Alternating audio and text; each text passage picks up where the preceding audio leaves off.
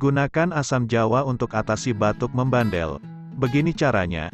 Asam jawa menjadi salah satu bahan alami yang bisa kita manfaatkan untuk mengatasi batuk membandel. Batuk sendiri adalah cara tubuh merespons ketika sesuatu mengiritasi tenggorokan atau saluran udara kita.